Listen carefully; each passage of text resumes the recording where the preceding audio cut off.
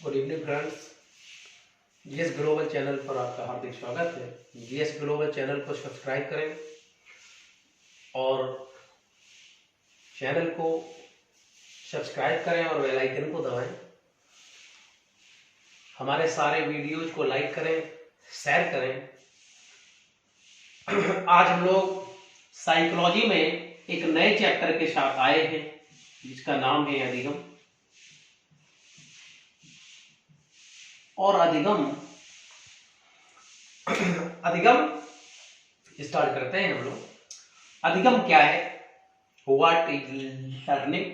अधिगम सीखना है। हम अगर संकीर्ण संप्रत्यय में अगर बात करेंगे तो अधिगम का अर्थ होता है सीखना। और बृहद संप्रत्यय क्या होता है अधिगम का? तो व्यवहार में होने वाला स्थायी परिवर्तन। व्यवहार में होने वाला स्थायी परिवर्तन अधिगम कहलाता है। व्यवहार शब्द को साइकोलॉजी में कौन लाया? व्यवहार शब्द को साइकोलॉजी में विलियम मैकडूगल लाए। इनकी पुस्तक थी the outline of psychology. The outline of psychology. Outline of psychology पुस्तक में व्यवहार शब्द को सर्वप्रथम विलियम मैकडूगल के द्वारा यूज किया गया। और व्यवहार क्या होता है? मानसिक स्थिति का जो बाह्य रूप होता है वो व्यवहार होता है। अधिगम क्या है? हम कह सकते हैं कि अभ्यास, अनुभव और प्रशिक्षण के द्वारा व्यवहार में होने वाला स्थायी परिवर्तन अधिगम कहलाता है। क्या कहेंगे बच्चों? अभ्यास, अनुभव और प्रशिक्षण के द्वारा व्यवहार में होने वाला स्थायी परिवर्तन अधिगम कहलाता है। यहां पर एक चीज आप लोगों को और समझनी है। नोट हमने लिखा हुआ है कि हमारी परिपक्वता, बीमारी, शारीरिक थकान, मूल प्रवृत्ति, संवेगात्मक विकास के कारण आया परिवर्तन अधिगम नहीं कहलाता है। एक बार फिर से दोहराते हैं। परिपक्वता, बीमारी, थकान, मूल प्रवृत्ति और संवेगात्मक विकास के कारण आया परिवर्तन अधिगम नहीं कहलाता है। अधिगम वही है जो अभ्यास के द्वारा हो, जो अनुभव के द्वारा हो, जो प्रशिक्षण के द्वारा हो और स्थायी हो। यानी अभ्यास, तो हम अधिगम की परिभाषा क्या बोल सकते हैं? हम कह सकते हैं कि अभ्यास, अनुभव और प्रशिक्षण के द्वारा व्यवहार में होने वाला स्थायी परिवर्तन अधिगम कहलाता है। अब अधिगम की विभिन्न मनोवैज्ञानिकों के द्वारा विभिन्न प्रकार की परिभाषाएं दी गई हैं, तो हम एक एक परिभाषा को डिस्कस करते हैं और आगे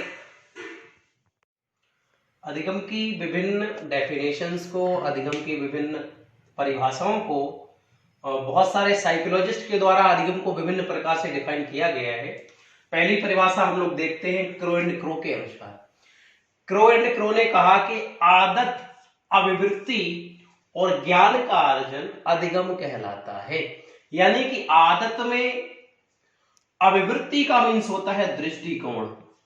आदत में, अभिवृत्ति में या ज्ञान में किसी भी प्रकार का अर्जन हो रहा है तो हम उसको अधिगम कहेंगे। स्किनर के अनुसार, बीएफ स्किनर के अनुसार, बीएफ स्किनर का पूरा नाम है बुरहस फ्रेडरिक स्किनर। इन्होंने क्या कहा? इन्होंने कहा कि अधिगम व्यवहार के अर्जन में उन्नति की प्रक्रिया होती है। अर्थात व्यवहार के अर्जन में उन्नति की प्रक्रिया को अधिगम कहते हैं। यह परिभाषा बुरहस फ्रेडरिक स्किनर ने दी। व्यवहार के परिवर्तन में अगर किसी भी प्रकार का उन्नति हो रही है तो वो अधिगम है।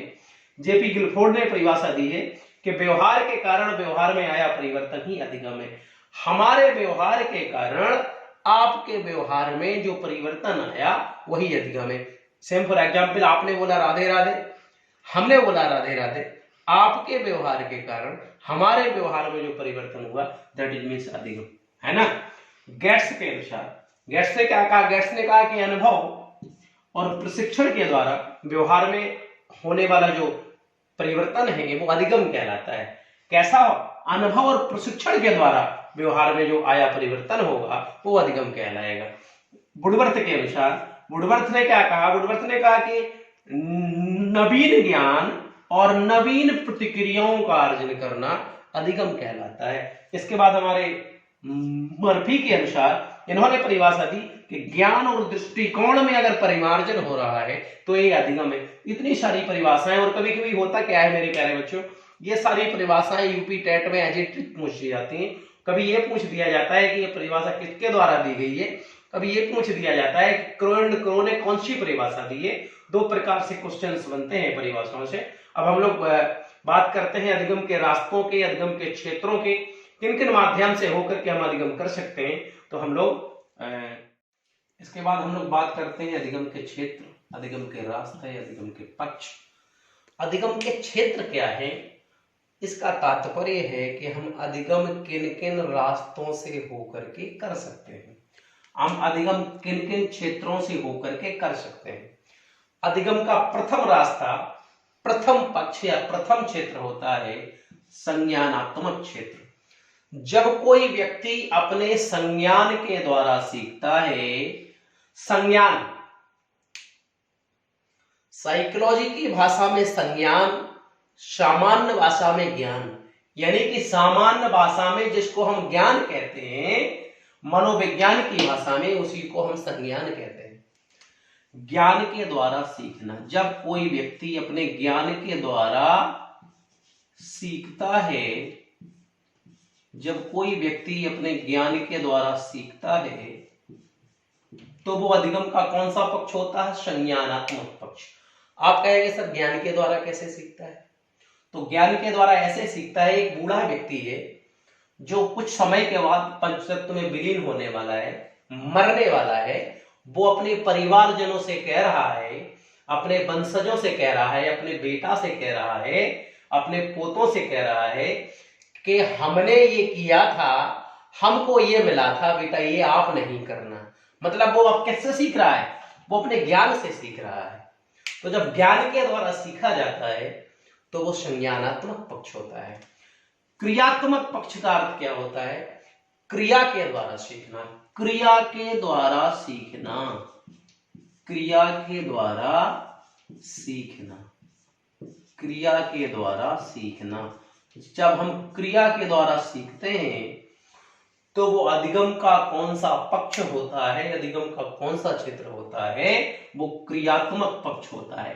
पहले हमको लिखना नहीं आता था, हमने क्रिया की और हम लिखना सीख गए।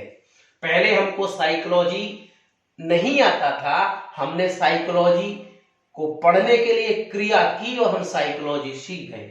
मतलब क्या हुआ, क्रिया की और सीख गए। क्रिया के द्वारा सीखना अधिगम के किस क्षेत्र में आता है, तो अधिगम के क्रियात्मक क्षेत्र में आता है, अधिगम के क्रियात्मक पक्ष में आता है। भावात्मक पक्ष होता है मन से सीखना, जब हम अपने मन से सीखते हैं, मन से सीखना, जब हम अपने मन से सीखते हैं, मन से सीखने को अधिगम का भावात्मक पक्ष बोला जाता है। जब हम मन से सीखते हैं, है ना, तो ये अधिगम के क्षेत्र होते हैं। कभी कभी क्वेश्चन पूछ दिया जाता है कि निम्नलिखित में से कौन अधिगम का क्षेत्र नहीं है, अधिगम किन किन क्षेत्रों से होकर के होता है, ये सारे क्वेश्चन पूछ दिए जाते हैं।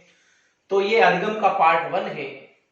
और इसके बाद अधिगम का पार्ट 2, अधिगम के पार्ट 2 की जो लिंक है वो डिस्क्रिप्शन बॉक्स में दे दी जाएगी, वहां से आप अधिगम पार्ट 2 को देख सकते हैं। और हमारे चैनल को सब्सक्राइब करना ना भूलें, हमारे चैनल को सब्सक्राइब करते रहें, बेल आइकन को दबाते रहें और हमारे वीडियो को ज्यादा से ज्यादा शेयर करते रहें। हमको यही उम्मीद है कि आप लोगों का बड़ा प्यार और स्नेह हमको मिलेगा।